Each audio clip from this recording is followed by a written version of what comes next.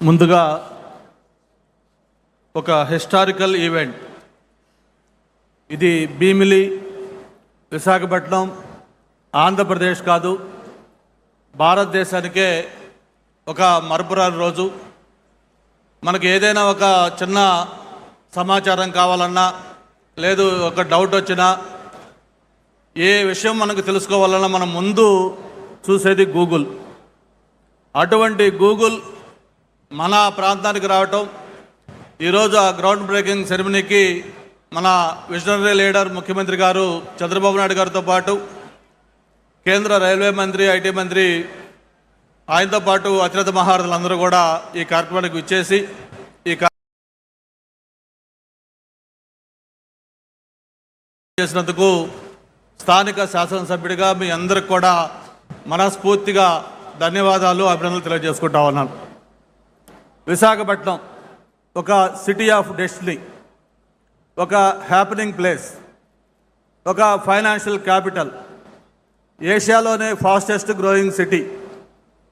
ఏదైతే Google chief Sundar Pichai garu చెప్పినట్టుగా ఒక అందమైన కోస్టల్ సిటీ. అటువంటి కోస్టల్ సిటీలో outside America $15 billion investment తోటి ఒక గిగావాటు ఇది ఇక్కడ డేటా సెంటర్ పెట్టడం అనేది బహుశా నాకు తెలిసి ఆఫ్టర్ ఇండిపెండెన్స్ భారతదేశంలో ఇంత పెద్ద మొత్తంలో ఎఫ్డిఐ ఒక ప్రాంతానికి రావటం మొట్టమొదటిసారిగా ఇదే అని చెప్పి అందరూ అనుకుంటా ఉన్నాం. అటువంటి ఒక హిస్టారికల్ ఈవెంట్కి ఇది వేదిక కావటం, మరి అందరూ కూడా పాల్గొనేందుకు మరొకసారి మనస్ఫూర్తిగా ధన్యవాదాలు తెలియజేసుకుంటూ, మామూలుగా గౌరవ ముఖ్యమంత్రి గారు కానీ, లేకపోతే యువ నాయకులు లోకేష్ బాబు గారు కానీ, వేదికపైన ఇతర పెద్దలందరికీ కూడా తెలిసిన విషయమే. ఏదైనా ఒక విజన్ ఉంటే దానికి యాక్షన్ కానీ తోడైతే అది ఒక reality. Vision with action can change the world. ఆ యాక్షన్ కానీ లేకపోతే అది కేవలం ఒక థియరీగా ఉంటుంది. మరి ఈరోజు దేశంలోనే ఒక టాలెస్ట్ లీడర్, అంత పొలిటికల్ ఎక్స్పీరియన్స్ ఉన్న వ్యక్తి, ఎన్నో సంక్షోభాలు, ఎన్నో అవకాశాలు అన్నీ కూడా చూసిన వ్యక్తి, 28 సంవత్సరాలకే శాసనసభ్యుడిగా, 30 సంవత్సరాలకే మంత్రిగా, 3 సార్లు ప్రతిపక్ష నాయకుడిగా, 4 సార్లు ముఖ్యమంత్రిగా, తను సూచించిన వ్యక్తులు ప్రధానమంత్రులుగా, ప్రెసిడెంట్లుగా, భారతదేశ రాజకీయాల్లో ఒక కీలక పాత్ర పోషించిన వ్యక్తి నారా చంద్రబాబు నాయుడు గారు. ఆయన ఏంటో ఈరోజు మనం కొత్తగా చెప్పుకోనవసరం లేదు. ఎవరైనా ఉమ్మడి ఆంధ్రప్రదేశ్లో హైదరాబాద్ నగరానికి వెళ్తే ప్రతి ప్రాంతంలో, ప్రతి చోట కూడా చంద్రబాబు నాయుడు గారి ముద్ర స్పష్టంగా కనిపిస్తూ ఉంటుంది. అది ఒక అంతర్జాతీయ విమానాశ్రయం కావచ్చు, లేకపోతే ఒక ఓఆర్ఆర్ కావచ్చు, లేకపోతే ఒక జినోమ్ వ్యాలీ కావచ్చు, లేదు ఈరోజు ఏదైతే ఒక సైబరాబాద్గా తెలంగాణ ప్రాంతానికి అత్యంతగా ఇన్కమ్ తెచ్చే గ్రోత్ ఇంజిన్గా ఉన్న సైబరాబాద్ కావచ్చు, ఇవన్నీ కూడా మనకి చరిత్ర చూపిస్తున్న సాక్ష్యాలు.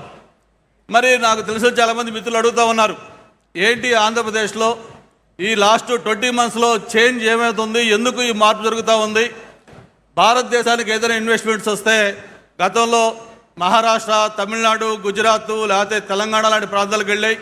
కొత్తగా ఎందుకు ఈ 20 నెలల్లో ఎవరన్నా వస్తే ఆంధ్రప్రదేశ్ చూస్తున్నారంటే ఇక్కడ జరిగిన మార్పు 20 నెలల్లో ఒకటే. ఒక సమర్థవంతమైన నాయకత్వం, చంద్రబాబు నాయుడు గారి నాయకత్వంలో ఆంధ్రప్రదేశ్లో ప్రభుత్వం ఏర్పడటం, దానికి ఒక స్పీడ్ ఆఫ్ డూయింగ్ బిజినెస్లో ఎంతో ముందుకు తీసుకెళ్తున్న లోకేష్ గారి దీన్ని తోడు కావడంతో మరి భారతదేశానికి వచ్చే పెట్టుబడులు ₹100 వస్తే అందులో 25% కేవలం ఆంధ్రప్రదేశ్కి వస్తూ ఉన్నాయి. అయితే ఇక్కడ శాసనసభ్యుడిగా నాకు సంతోషం ఏంటంటే ఏదైతే ఆంధ్రప్రదేశ్కి వస్తూ ఉన్నాయో అందులో 30% అగైన్ విశాఖపట్నానికి, ఎస్పెషలీ భీమిలికి వస్తూ ఉన్నాయి. ఐటీ కానీ, టూరిజం కానీ, లేకపోతే హౌసింగ్, ఎనీథింగ్ మొత్తం చూసుకుంటే ఈ ప్రాంతానికి వస్తూ ఉన్నాయి. ఇది ఒక గ్లోబల్ హబ్గా మారిపోతూ ఉంది. ఇటువంటి ప్రాంతానికి మరిన్ని ఇండస్ట్రీస్ కూడా రావాలని, భవిష్యత్తులో ఇక్కడున్న యువత ఏదైతే ఉన్నారో వాళ్ళందరూ కూడా ఎక్కడికో వెళ్లకుండా ఇక్కడే స్థానికంగా వాళ్ళకు ఉద్యోగ అవకాశాలు కల్పించే విధంగా తయారు కావాలని కూడా ఈ ప్రాంతం అంతా కూడా అభివృద్ధి చేయాలని కోరుకుంటూ, త్వరలోనే మనకు పక్కనే సివిల్ ఏవియేషన్ మినిస్టర్ గారు కూడా ఉన్నారు. ఏదైతే ఒక భోగాపురం ఇంటర్నేషనల్ ఎయిర్పోర్ట్ ఉందో త్వరలోనే అది కూడా ప్రారంభం కాబోతూ ఉంది. వన్స్ ఇంటర్నేషనల్ ఎయిర్పోర్ట్ కానీ ఇక్కడ స్టార్ట్ అయిన తర్వాత ఇక అభివృద్ధికి పరుగులు ఎలా తీస్తుందో మనం ఊహించుకోవచ్చు. మరి ఈ సందర్భంగా నేను ఒకటే చెప్తూ ఫైనల్గా క్లోజ్ చేస్తా ఉన్నాను. నేను చదువుకునేటప్పుడు ఒక బ్రూక్ అని ఒక పోయి ఉండేది. దాంట్లో చెప్పేవాళ్ళు, men may come and men may go but I go on for ever అని. మరి గవర్నమెంట్స్ వస్తూ ఉంటాయి, ఎలక్షన్లో రకరకాల రిజల్ట్స్ వస్తూ ఉంటాయి, బట్ ఏది ఏమైనా కూడా ఒక చరిత్రలో నిలిచే విధంగా ఈరోజు మొన్ననే నక్కపల్లిలో మెటల్ 1,00,000 కోట్ల ఇన్వెస్ట్మెంట్ తోటి, ఈరోజు 1,35,000 కోట్లతో ఇక్కడ గూగుల్, ఇలా చెప్పుకుంటా పోతే మనకు చరిత్రకి సాక్ష్యాలుగా ఒక ఆనవాళ్ళుగా మనకి ఎన్ని కనిపిస్తూ ఉన్నాయి.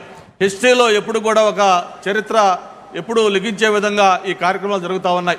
అది కేవలం చంద్రబాబు నాయుడు గారి నాయకత్వంలో, యువనాయకులు లోకేష్ బాబు గారి సహకారంతో ఇవన్నీ కూడా సాధ్యమేనని అని చెప్పి కూడా మరొకసారి తెలియజేసుకుంటూ, స్థానిక శాసనసభ్యుడిగా మరొకసారి ఇంత హిస్టారికల్ ఈవెంట్లో పాల్గొని ఒక స్వాగతోపన్యాసం ఇచ్చే అవకాశం కల్పించినందుకు మరొకసారి వేదిక పైన పెద్దలకి, ఇక్కడికి విచ్చేసిన ప్రతి ఒక్కరికి కూడా పేరు పేరున ధన్యవాదాలు. Thank you. జై హింద్.